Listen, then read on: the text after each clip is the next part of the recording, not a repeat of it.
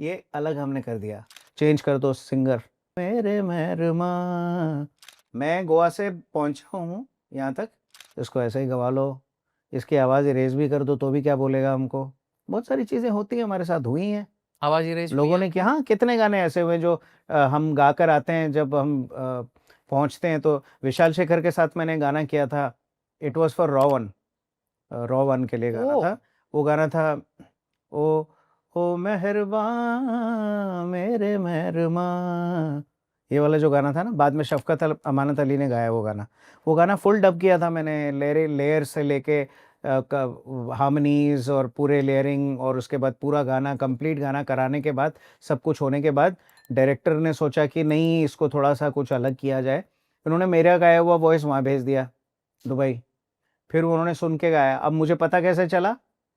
क्योंकि कुछ नोट्स ऐसे अलग मैंने लगाए थे जो कॉम्पोज़िशन के अंदर नहीं थे, है ना? तो वो शफ़क़त ने गाए। तो फिर मुझे लगा कि हाँ यार, ये इसका मतलब मेरी आवाज़ को भेजा गया वहाँ पर। तो होता है, गाने इरेज़ हो जाते हैं। तो इसमें कंपोज़र्स भी क्या करें, कंपोज़र अपनी तरफ से ट्राई करते हैं कि आपकी आवाज़ आए, but at the end of the day producer का कॉल होता है, डायरेक्टर का कॉल होता है, कभी-कभी म्यूज़िक कंपनी या लेबल बोलती है कि नहीं, चेंज कर दो सिंगर। तो यही हो रहा है आजकल। तो आप गाना गा के जब आते हैं उसके बाद तो बस जय हनुमान जी करो कि आ गया, तो किस्मत अच्छी है तो आपकी आवाज़ में गाना आएगा। हम आजकल बताते भी नहीं, कोई भी पूछता सर आपके अगले गाने कौन से आ रहे हैं? हम बताते नहीं, हम बोले भैया गाया है बहुत सारे गाने, जब आएगा आपको पता चल जाएगा। क्योंकि अगर हम बता दें और कल को किसी और सिंगर की आवाज़ में आ गया, लोग बोले भैया ये तो झूठ भी बोल दें। तो आजकल तो सब कुछ ऑन रिकॉर्ड रहता है। जब ये अच्छी जो इंसिडेंट आप बता रहे हैं ना, मेरे को याद आता है एक फिल्म थी राज 2, राज द मिस्ट्री कंटिन्यूज करके था। हाँ, उसमें एक गाना था सोनियो, हाँ, वो सोनू निगम साहब की भी आवाज में था और वो करेक्ट। आपकी आवाज में भी था। जी, जी, जी। अगेन ये वही दौर था, 2007 8 9 का दौर जी, था, और जी, मुझे क्लियरली याद है कि सोनू निगम साहब ने गजब गाया था। बट आपका वाला जो एक वर्जन था ना, जी। उसमें आलाप, उसमें थोड़ा दर्द, उसमें थोड़ा उस तरह की चीजें वो दिखती थी। हुआ क्या था कि वो गाना जो था, वो गाना राजू सिंह जी ने कंपोज़ किया था जी। और कुमार ने वो गाना लिखा था। और बहुत ही बेहतरीन कुमार पाजी ने लिखा था गाना। और उसके बाद क्या हुआ, राजू सिंह जी ने मुझे बुलाया कि ये कंपोज़िशन है, सोनू भाई ने ऑलरेडी गा रखा है, तो आप एक बार सुन लो इसको। मैंने कहा अगर सोनू भाई ने ये गाया है गाना तो मुझे सुनाओ ही मत इसको, हम्म क्योंकि फिर मतलब मेरे ज़हन में फिर वही-वही सुर लगेंगे, है ना? हम्म जो उन्होंने लगाया है। आई विल ट्राई माय, हैं? तो मैं इसको, आप खाली गा के बताइए कंपोज़िशन क्या है, मैं अपने एक अलग स्टाइल में इसको गाता हूँ। हम्म। तो फिर उसका जो अंतरा है ना, आता है ना, बिन तेरे कदमों तले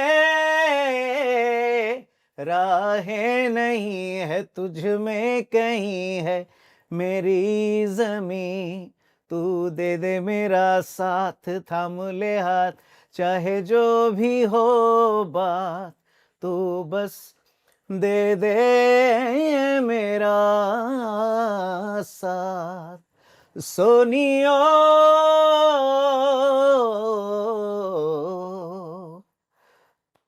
क्या तो वो अलग अंत, उनका उनका अलग पार्ट है, मेरा अलग पार्ट है, इसीलिए वो मुख्तलिफ हो पाया दोनों।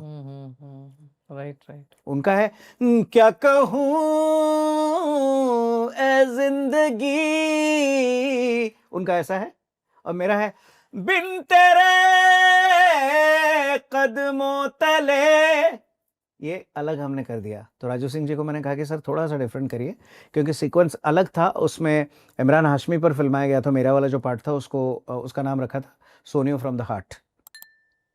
तो सोनू जी को बुरा लगा था कि सोनियो फ्रॉम द हार्ट क्यों रखा है, मेरा खाली सोनियो क्यों रखा है। उस वो श्रेया जी ने और सोनू जी ने दोनों ने मिलके गाया था। तो उन्होंने कहा नहीं नहीं ऐसी कोई बात नहीं, हार्ट से तो आपने भी गाया है, ये हार्ट से इसलिए है क्योंकि वो बैकग्राउंड में चल रहा है और वो अपने मन में सोच रहा है, जब कंगना के साथ कुछ होता है, कहीं पे लेके जाते हो, फिल्म का सीक्वेंस मैं भूल गया हूँ अभी। उसमें 2 गाने थे मेरे, एक गाना बंदा और, रे। हाँ, बंदा रे, हाँ।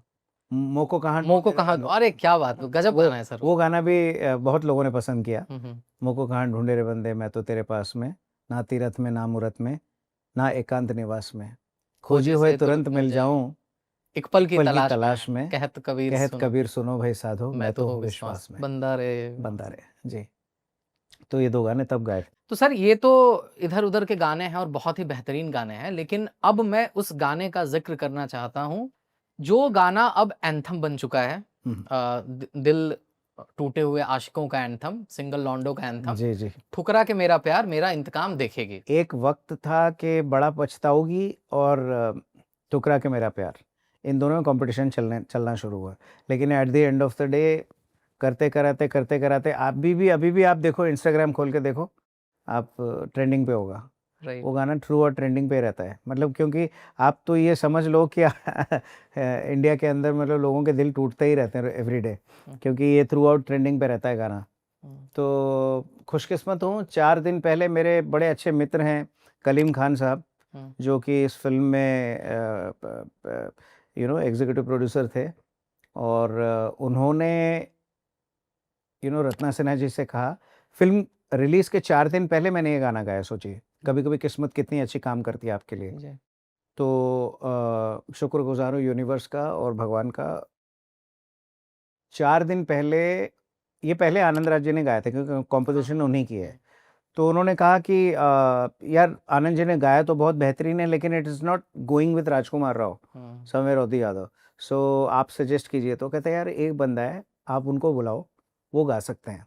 तो ये गाना पहले ई पे था, फिर मैंने हाफ नोट और ऊपर मैंने गाया, तो मुझे रत्ना जी बोलते हैं कि इसमें ना एग्रेशन नहीं आ रहा।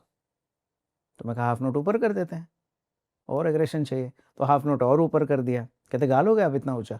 मैंने कहा गा लूँगा, सुन लीजिए आप। तो फिर वो गाया, तो उसके बाद कहते बस। तो कैसे क्या था सर, अगर आप बताएं कि ई नोट से हाफ नोट क्या होता है, जो हमारे दर्शक अगर। हाँ, तो उसके लिए तो मुझे खैर हाँ। वो खोलना पड़ेगा, गराज बैंड खोलना हाँ। पड़ेगा। अब जैसे ई में जी। ये है ई, चाहत का सिला जालिम, मतलब ही दिया तूने, मजबूर ना थी फिर भी धोखा दिया तूने। वो कहते नहीं मजा नहीं आ रहा इसमें, आप थोड़ा, मैंने कहा हाफ नोट ऊपर कर लेते हैं इसको। अब धोखा जो है वो धोखा ऐसा लगना चाहिए, समझ रहे हैं आप? चाहत का सिला जालिम, मतलब ही दिया तूने, मजबूर ना थी फिर भी धोखा दिया तूने, नफरत को मेरी अब तू सुबह शाम देखेगी। ये तो हाफ नोट ऊपर उठाया, फिर क्या बात है।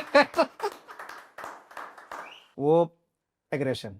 अभी सर कुछ देर पहले हम लोग जिक्र कर रहे थे आपके एक गाने का, मैं जहां रहूं, जी। कि किस तरह से ये गाना आपने भी गाया था, हम्म। लेकिन लोगों को पता ही नहीं था कि इसमें आपकी भी आवाज है।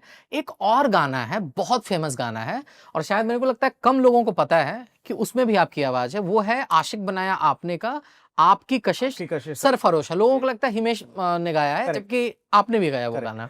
उस गाने में कंट्रोवर्सी हो गया था कि मैं गया था, ये गाना रिलीज पे हुआ, आया, और मैं गया था गोवा फिल्म जी। फेस्टिवल के लिए, और वहाँ पर मीडिया ने जनरली जैसे होता है पूछा कि आप सर आपके और कौन कौन से गाने आ रहे हैं। तो मैंने कहा कि आशिक बनाया आपने just released, and the song आपकी कशिश सरफरोश है, वो आया है। तो देन सडनली अब मीडिया वालों को क्या है कि बाल की खाल निकालते हैं, तो उनको लगा कि यार, कहते ये तो हिमेश जी ने नहीं गाया, हिमेश जी का गाना नहीं है। मैंने कहा उनका गाना उन्होंने कंपोज किया है ना, और गाया भी है, बिकॉज में सोनू सूद और इमरान हाशमी थे। हाँ, इमरान हाशमी। इमरान हाशमी और सोनू सूद 2 जन हैं, तो 2 मेल हैं और एक फीमेल है। अहिर की आवाज़ थी, उसमें एक लाइन आता था, जाना ये मैंने जाना है ना, तू तू मेरा दीवाना, वो वाला जो पार्ट था। तो इन्होंने क्या करा, मैं गोवा से पहुंचा हूँ यहाँ तक प्लेन में, घर पहुंचा हूँ रात को 11:30 बजे, हिमेश जी का कॉल आ गया, कहता है हर जगह मीडिया में चल रहा है यार, तुमने बोला है कि, अच्छा इन्होंने क्या करा, मीडिया ने घुमा दी बात को कि भैया एक्सप्लॉइट किया नए सिंगर को हिमेश जी ने, उसको क्रेडिट नहीं दिया, ये नहीं दिया, वो नहीं दिया। मैंने कहा ऐसा कुछ नहीं बोला सर, मैंने सिर्फ इतना कहा था कि मेरा गाना है, मैंने अभी नया रिलीज़ हो रहा है, मैंने ये गाया है। तो उसको उन्होंने तोड़ मरोड़ के किया। तो फिर उनको लगा कि हाँ यार हो सकता है, ऐसा मीडिया का काम ही है, करते रहते हैं ये लोग ना, थोड़ा सनसनी के लिए, या फिर कह सकते हैं मसालेदार बनाने के लिए उस चीज़ को लोग करते रहते हैं, तो किया ही है। तो वो जैसे आप समझ रहे, 2 आवाज़ें हैं उसमें, है ना। आपकी कशिश सरफरोश है, आपका नशा यूं मदहोश है, क्या कहे तुमसे जाने जा, गुम हुआ होश है। ये एक आवाज है। दूसरी आवाज है, तेरी अदाओं का जादू जो चल गया, दीवाना मैं हुआ दिल, वो उनका अलग टेक्सचर है। जी। तो इतनी डिफरेंशिएशन जो है सुनने वालों को खुद करना चाहिए कि हाँ यार, there are two voices in the song. Hmm. लोग क्यों नहीं कर पाते हैं? उस टाइम क्या हुआ था, हिमेश जी का एकदम गोल्डन एरा शुरू हो गया था उस गाने से। आशिक बनाए का जो आशिक टाइटल बनाया, ट्रैक हाँ, था, बिल्कुल। उसके बाद मतलब एज अ सिंगर ही just you know flourish like anything. So तो थोड़ा मीडिया को लगा कि हाँ यार चलो मसाला बना दिया जाए और ये, लेकिन फिर क्या हुआ हमारे बीच में, फिर दोबारा से सुलह हो गई और उन्होंने मैं समझा, क्योंकि मैं ऐसा इंसान नहीं हूँ, मैं ना किसी का क्रेडिट का वो नहीं करता, ना फेम पाने के लिए। अगर ऐसा होता तो मेरा चेहरा बहुत जाना पहचाना होता। मेरे गाने बहुत फेमस है, मुझे कोई जानता नहीं है, तो मैंने तो आड़े टेढ़े किसी लड़की को किस भी नहीं किया जाके कि थोड़ा फेमस हो जाओ, है ना। तो जैसा चल रहा है वैसा चल रहा है, मालिक की जो कृपा है जब उसकी रज़ा होगी तो हम बाय फेस भी पहचाने जाएंगे, तो कोई ऐसी दिक्कत नहीं है। लेकिन क्या है कि इस तरह से जब हमारा एक बार हुआ, बातचीत हो गई, सब सुलह हो गया, तो उसके बाद फिर वो मेरा गाना रिलीज़ हुआ, नमस्ते लंदन आई, मैं जहाँ रहूँ, देन वेलकम आया, वेलकम का गाना था इंशाअल्लाह, इंशाल्लाह। वो वाला गाना वो भी काफ़ी पॉपुलर हुआ। तो सोलो गाया था इंशाल्लाह? नहीं, इंशाअल्लाह में 3-4 सिंगर्स थे। 3-4 सिंगर्स थे। मैंने नाना पाटेकर जी वाला पार्ट गाया था। वो वाला जो मीम में बहुत चलता है वो वाला। करेक्ट, हाँ। तो फिर उसमें अनिल कपूर जी थे, नाना पाटेकर जी थे, आई थिंक 1-2 लोग और भी थे। अक्षय कुमार, अक्षय परेश कुमार, रावल, या हाँ। इंशाल्लाह। तो हम्म। तो यही है, बहुत इंटरेस्टिंग चीज़ें जुड़ी हुई हैं ज़िंदगी में। लास्ट तक रुके हो, मतलब क्लिप आपको इंटरेस्टिंग लगी, तो subscribe to digital commentary clips. और फुल पॉडकास्ट तो इससे भी ज्यादा इंटरेस्टिंग है, जिसका लिंक आपको डिस्क्रिप्शन बॉक्स में मिल जाएगा।